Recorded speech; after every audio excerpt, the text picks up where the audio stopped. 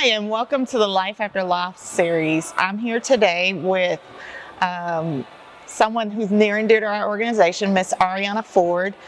She helps us with some administration and events planning support for the nonprofit, and she has been willing enough and gracious to share her story with us. Hi, Ariana. Hey. So I'm going to ask you a few questions about what life was like prior to pregnancy, some questions about what happened during your experience, and what your life looks like now. Sounds good. Okay. So, first question. What did your life look like before pregnancy? Who were your family members? Do you have other kids? No other children. Life before pregnancy was pretty regular. I was married. Most of my immediate family is out here, my mom and sister, and so those are my closest family members at the time. Nice, nice. And how did you find out you were pregnant? Man, I felt weird one morning. The very first pregnancy, I just knew something was off. Okay. And I'm like, let me take a pregnancy test. Because something told me to take it. Nothing else, not get some medicine. It was like, let's get a pregnancy test. It ended up confirming my suspicions the day after my husband's birthday. The day after your husband's birthday? Yes. Okay, so did you tell him right away then? I did. I told him that morning. I sent him a picture of the pregnancy test. He freaked out. He immediately called me. That's awesome. Yeah. So, what did your families and loved ones know about the pregnancy? How did y'all break the news? So, of course, our mothers had to be the first to know, even at such an early stage. I was about 6 weeks when I found out and confirmed with the test, and we told our mom. Well, he called his mom, but we both got on the phone with my mom, and she's well into her 50s. We could tell she was doing cartwheels. Yeah. So did your mothers do the mothering thing and tell the friends, hashtag tell the friends, tell everybody, or no? Some of our aunts ended up knowing, but they were being respectful, and so we were ready to announce in a broader scale. So they were kind of hush about it. But well, good for the moon. Of course, and good. That's great that your family was respectful of the timing and things. What were the events that led up to you knowing that, hey, something's kind of off here, something's not right, especially, with this being your first pregnancy, how would you know that something's not right here? And I'm one of those people, when anything kind of seems off, I'm calling the doctor, I'm calling the nurse. But something beyond, the regular tummy ache and headache came along. I had some spotting. And so I called about it, and the nurse said, well, if you're going through this many pads and if X, Y, and Z happens, then go to the emergency room and then follow up with us. And so nothing to that extreme happened, but I did start spotting every other day, and it was not normal spotting. And what did you feel about the advice and support that you got from that phone call? Did you feel like it was right, or? It seemed a little, kind of off-putting, I kind of felt they didn't care, but then I was understanding that there's only so much they can do. Right. At this particular point, since this was a technical emergency. Okay. And did you ever make a move to go to the ER, or what happened next? No, because I wasn't going through the amount of pads, and it wasn't a whole bunch of blood. It didn't seem emergency room, but, my husband was keeping an eye on me, and I was resting a lot more. Got you. And so how did you know that you actually lost the baby? Well, my next appointment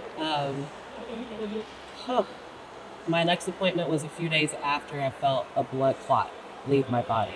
I definitely felt that when I had one of those bleeding moments, and I did call the nurse again, and she's like, well, are you feeling this pain and the pads thing? And so I didn't think it was an emergency room thing. I wasn't hemorrhaging or anything like that. I didn't feel unwell. It was just blood when I knew there shouldn't be any. Right. So by the next appointment in the ultrasound, there was nothing there. There's nothing. Oh. So were you told your baby has no heartbeat, or they told you there is nothing here? She told me that my body vacated the pregnancy. That's what she told me. Wow. Yeah. How did it feel to hear those words? That was soul crushing. That was, wow. Like, how do you even come up with the words to say after that? And just the way it was, approached with that particular doctor I had at the time, it's a little dismissive. It was, well, it happens. There was nothing we could do, and she gave me some pamphlets. Oh, wow. Where to seek help, and that was it.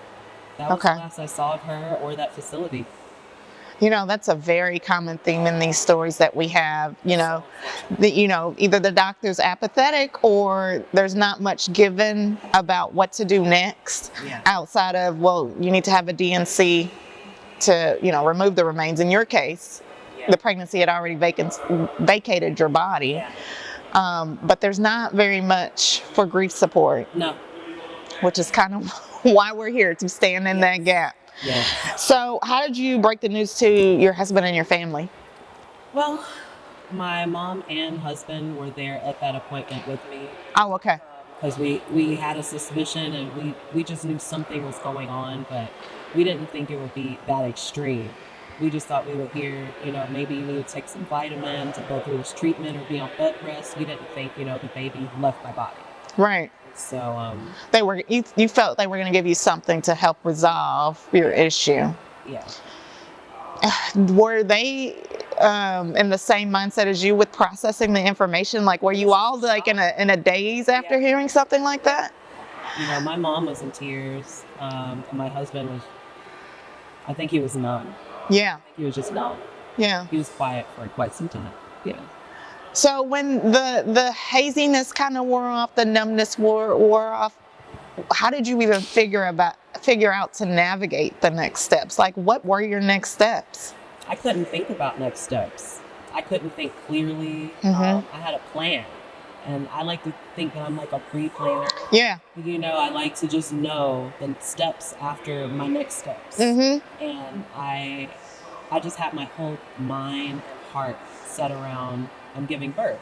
Yeah. Raising this child and what our life is going to look like after that. So I couldn't even begin to put together a life outside of that. All right. Right. So in the weeks and the months to come, did you notice like any triggers that would just set you off because, you didn't get what you pictured, right? Yeah. Can you talk about some of those? Sure. And a lot of them weren't pregnancy related. It was just seeing people achieve those goals and bring their visions to life was just heartbreaking to me. And on the flip side of that, I didn't have bitterness toward other people, especially, new moms and stuff, because I am elated at the thought of new life. Yeah. That life is precious, and that's such a special moment for them. And so I didn't have any of that, but I was just so sad that I couldn't do the same thing. Right. So it sounds like there was a lot of self-blame that you placed on yourself because you weren't able to do what other women were doing. I was very hard on myself and kind of shut off. I started being a lot more withdrawn. Yeah. Not myself. Yeah. And I think it's because we don't talk about this as women and families that we feel like something is wrong with us, when in reality, this is pretty common. And so, we hope stories like these help those that are going through it. Can you tell us if you guys tried again? Yes, we actually tried again. Okay. And that was about a little over a year later. I found out I was pregnant. I was feeling the same thing. At this point in my mind, I'm a pro at this. I know when I feel pregnant. Yeah. 2 times in, I'm a pro. I'm a pro. I love it. Took the pregnancy test, and it was kind of, in the same way. It was a morning, like a work day morning, and my husband was at work, and I take the test, send the picture. He's like, oh my gosh, wow, but a little more reserved. Right. We're not over the moon, but he was excited that, like, hey, we got another chance. Right. I'm hopeful at this point, and I'm hopeful. I'm like, I knew I could do this. Yeah, let's go. Sweet. So, is this baby with you? No, ma'am. Okay. So tell us, was it a similar ending or? It was a little worse this go around. So, this miscarriage was a little further along. The first one was, about 10 weeks.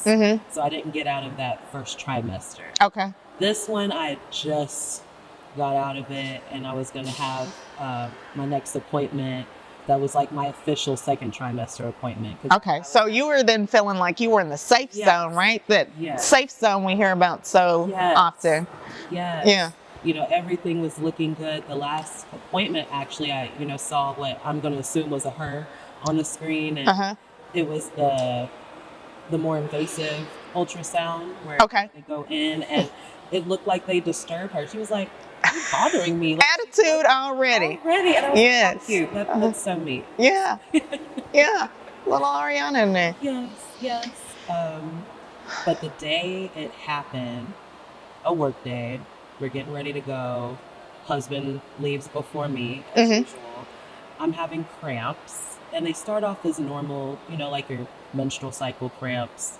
So I call in, let my boss know, wait for these cramps to go away, and then I'll be in, because they were like painful but not extreme at that moment. But as time went on, the cramps got worse, and then I started bleeding, and then I started bleeding very heavily, which I learned later was actually hemorrhaging. And somewhere in there, the baby did leave my body, but a lot of blood is just... So hemorrhaging, that sounds like life-threatening. Yes, very life-threatening. Did you make your way to the hospital? Eventually. Okay. My husband came home because I was texting him the whole time. I'm like, hey, I'm in the bathroom. I'm like, toilet, I'm in the shower, but the bleeding's not stopping. And I'm also like texting my mom updates, but I'm texting my husband more urgent updates. Just let him know. Right. I'm not trying to freak my mom out just yet. Yeah. He happened to come home on his lunch break, which he never does. Never does. Wow. And I want to say a few minutes into his lunch break, he finds me on my bathroom floor, and there's blood everywhere. I'm incapacitated. And he told me it was face discolored. My lips were not normal, and I was out. He was like, you just weren't there at all. So was there anyone else there with you, or no? Our dog. Our dog Gio, he was the one that kind of alerted. Talk about Gio. But yes, he was hanging out in the bathroom with me. That's his jam. Just follow mommy everywhere. Yeah. Skylar told me Gio just stood in the hallway with his paw in the air, like, hey, come check mommy out. Something's going on. And he found me that way. Called 911. They had to carry me out in my birthday suit.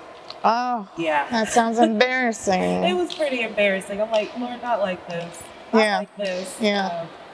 Made it to the ER, and they did an ultrasound eventually after, getting me situated and stuff. It was packed. That ER was packed that day. Yeah. Did the ultrasound, said, there's no viable heartbeat here, but there was still like tissue in my body that they had to get out. Yeah. So that was a little heartbreaking. Yeah. Weird.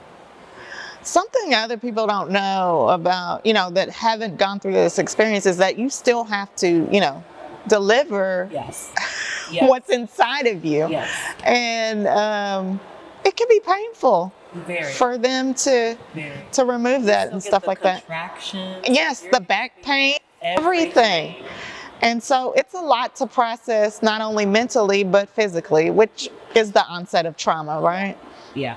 So, correct me if I'm wrong, there was a third loss. There was. Okay. That was last year. Okay. July.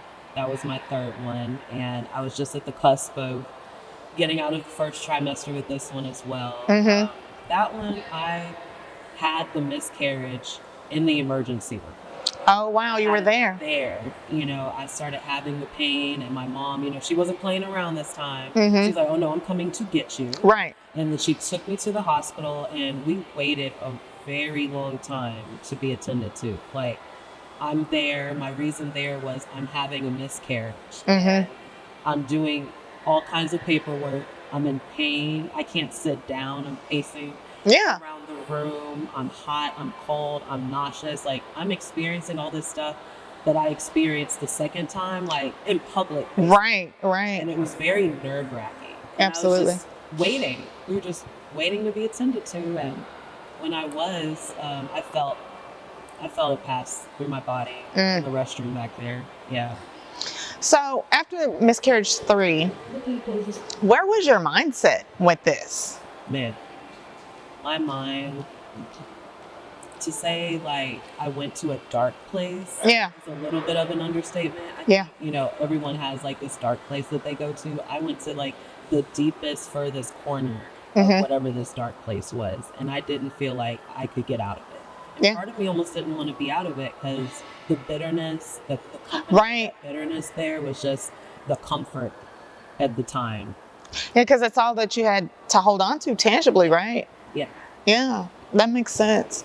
So, what made you come out of that dark place? What helped with that? Good friends, especially one good friend that told me about missing pieces. I didn't even think there were services or any humans out there that care about women who have miscarriages. Because from friends and family, I was encouraged to look at Facebook groups that Yes. had women going through similar things, but that was a dark, bitter place in itself. Yeah. You know, women talking about the things that their family has done, or their close ones, how they've treated them after experiencing the trauma, was so heartbreaking. I couldn't take it. Yeah. I'm like, I can't be in this group because it was just making me feel worse. Yeah. But when I heard about missing pieces and just how it was being operated and the people behind it, including my good friend, I was like, let's look into this. And yeah, your good friend's great, by the way. Shout out to Jessica. shout out. She's amazing. So, first, we're glad that we could give you help and some hope.